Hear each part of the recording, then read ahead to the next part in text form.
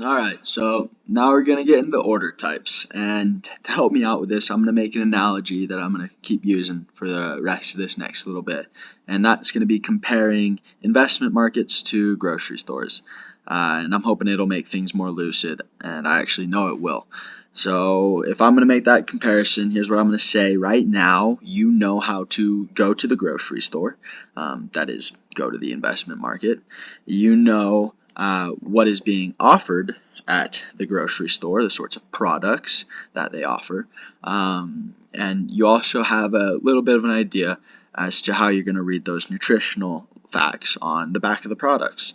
By that I mean the stock quote page.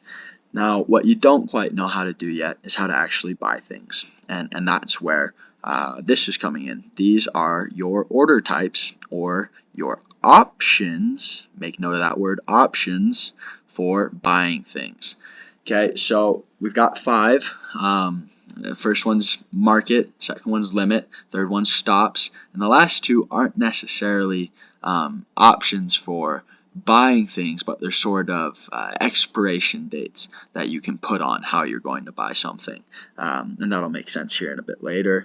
Before we dive into the rest of this tutorial or video, I want you to go and watch this, which I have in the links in Canvas, in order to better understand what it is we're talking about. I think that these graphics that they provide in this video do a much better job than just my words and my own little graphics are going to do. And I think regardless, it'll help you understand what I'm saying going forward. Okay, so the first thing is a market order. It's real simple. This is where you go to the grocery store and you see the price of chicken and you like it. So you're buying chicken for whatever the price that the butcher put it at is. You don't negotiate. You don't dance. This is straight up, chicken looks cheap. My family likes chicken. We're eating chicken for dinner. Okay, so whatever the last share price was listed at for, say, Microsoft at $331, you are buying Microsoft shares for the closest to $331 that you can possibly get. That's what a market order is. It's the simplest one you can do. Now, where you start to really dance a little bit is when you get into limit orders and stop orders. This is where you're not necessarily a price taker anymore, but you're becoming a little bit of a price maker. You are telling the market or the butcher that, hey, I don't think that chicken should cost that much. Or, this might sound weird, but you might be saying, hey, I don't think that chicken should cost that little. I think it might end up costing a little more. Because obviously you're making assumptions in an investment market that hopefully play to your benefit. So there's two types of this sort of negotiating that you can do. You can put limit orders and you can put stop orders, and the difference between these two is very esoteric, and it's a little bit difficult to understand. So that's why I'm going to encourage you to go beyond just what I am explaining of the two and go and figure it out for yourself a little bit. So limit orders, stop orders. The difference, what are they? Limit order is you saying, hey, I don't think that the chicken should be $29. I think it should be $27. And so if you're placing a limit at $27 and the market ends up actually moving in that direction, once your limit order hits, once your $27 hits, your order will begin to be fulfilled. And as many of your orders as can be fulfilled will be fulfilled until they're either completed or the price moves back above $27 and your order is left perhaps partially unfulfilled. Stop orders, on the other hand, instead of being limits, they are more of triggers.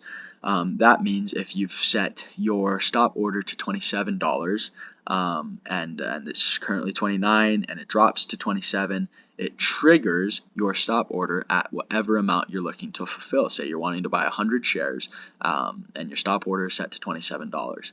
Now, the risk is, unlike a limit order, it doesn't stop fulfilling as soon as it goes back above $27. So the risk is that you're going to be buying shares for prices that are less than your optimal point. Another big difference between the two is limit orders can be seen by the market, stop orders cannot be seen by the market until they are triggered. So where limit orders are sort of a poster boy telling the market, hey, this is where the price needs to be, stop orders are sort of surprises that the market has no idea are going to happen until they hit. Day orders are sort of where we're getting into expiration dates on your bids or your asks. It's you saying that, hey, I only want to buy or sell this security at whatever your specific price is for this day. If it doesn't hit during this day, during this, I think it's like 9:30 a.m. to 5 p.m. Eastern Standard Time for New York Stock Exchange, then I don't want it. Now, if it's a good till canceled order, that means it's lasting longer than the day, so it's a bit longer of an expiration. You can set your good till canceled up to typically a maximum of 90 days. That's where most brokerages say, yeah, we're not gonna hold your order on the market for more than 90 days. Okay, so now what I want to do is I'm going to demonstrate on a real stock quote page how a stop and a limit order would actually end up playing out. So what I chose to use for this was Marvel's stock quote page. So as you can see here, they opened their day around $49.24. So let's imagine that I suspected that currently they might be going down for a period of time, and because I think that they're going to lose some of their value of their share price, I put a limit at something less than $49.24. Let's say I put a limit at $48.05. Now, the reason I'd be putting a limit here at $48.05 is because I eventually expect that Marvel will go back up, and I'll make profit off that difference between where I bought it and where I eventually sell it. So I put my limit order at $48.05, and true to my prophecy, at 9:30 a.m. when they opened, before 10 a.m., somehow their share value has dropped below that $48.05 threshold. So let's say that my limit order was for 50 orders, and in this period of time, we can imagine that I was able to fulfill 25 orders. Well, 25 orders leaves 25 orders unfulfilled, which is unfortunate, and that's the risk I take by using a limit. But whatever those 25 orders that did get fulfilled end up for, at whatever point I end up selling, I make a profit off those at least. Now, let's go through the demonstration of a stop order, because there's a little bit of a difference there. Say I put a stop order at $48.05, and true to my prophecy, before 10 o'clock a.m. on October 23rd, Marvel Technologies share price has dropped to that $48.05. Well, my stop order triggers. Say my stop order is for 50 shares. Now, like I said, I was only able to fulfill 25 shares at or below that $48.05 share price. But because it's a stop order, not a limit order, it is triggered, and it continues to fill until whatever point my order request is completely filled. So all 50 orders are filled, which means I might not be getting all of my stop orders for less than that $48.05. Some of them might be coming around here, or perhaps it's possible that I'm even buying them around here. It's a bit of a risk, right? And that's the natural risk that comes with stop orders.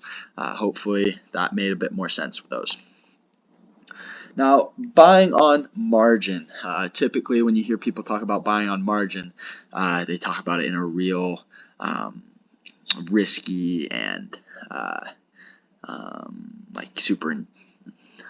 Okay, so now buying on margin. So typically, when you hear someone is buying on margin, you associate that with them being a real risky and smart and capable investor.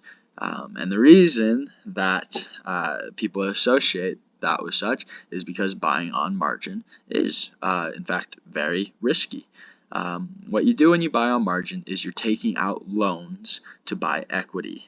What I mean by that is you put some money into the stock market, into whatever security you want to purchase, but you have so much confidence in that security that you want to purchase even more of it, because whatever the alpha, whatever the profit you assume that you're going to be making on that product ends up being, on that security ends up being, you think it's enough to pay off whatever your principal of your loan is, plus whatever the interest is, and still have some left over to make a profit. That's how much confidence you have in this security. Now, typically, the highest any brokerage will go, and you'll go through a brokerage to get a margin because it's a loan. So think if you're buying on margin, you're buying a loan for a stock or a loan for a security. And the highest you can go is typically 50%. Most brokerages are not going to allow you to go past that because they want to make sure that you have a whole lot of skin in the game as well. If you're taking their money and betting on their money to make profits that are not only going to pay them their principal plus their interest, but also somehow manage to make you money as well. All right, so short selling. Perhaps you've seen the movie The Big Short, and perhaps you somehow came to understand a little bit about what short selling is by watching that movie, but I honestly highly doubt that you came to a complete understanding of how it's possible to make a profit by betting against a stock. Because I certainly didn't figure that out when I watched the movie, and it goes against all intuition. So short selling is the practice of making profits when stocks lose value. In essence, you are betting against the stock. In The Big Short, they were betting against the housing market. The profit is gained by a sequence of borrowing and returning stocks. And I know that, like I said earlier, the intuition on making a profit from a stock that loses value just does not click at first. But when you understand the sequence of borrowing and returning that occurs when someone takes a short position or is short selling, it'll start to make more sense. So here's that sequence. The first thing you do is you borrow shares from another investor or brokerage, shares of a stock that you expect to lose value. As soon as you've bought those shares, you immediately sell them at current market price. As soon as you sell them, the profit from that sale of those shares is credited to your brokerage account. Hopefully, what ends up happening is while that credit is sitting in your brokerage account, those shares which you've originally borrowed end up losing their value. Once those shares have lost the value that you've expected them to, you, as the investor, still have to fulfill your end of the contract from when you borrowed those shares from someone else at the beginning of this whole process, which means you need to give those same shares that you borrowed back to the investor whom you borrowed them from. Thus, the investor goes and buys back the original shares and returns them to the original owner. However, when you buy back the original shares because they've lost value and you're buying them back with the same credit that you got when you originally sold them, there should be a profit between that difference of the original credit credited to your brokerage account and what it costs you to buy back the shares after they've lost their value. That profit is your money to take from your shorting stock. And the last thing we're going over here, which is so simple, is how to know when you made money. You take your ending balance, you subtract your beginning balance, you add any distributions that came in while you owned those shares, and then you divide it all by your beginning balance. And then you'll know whether or not you were a profitable investor or not. So that is all for Chapter 5. Looking forward to explaining a bit more in Chapter 6.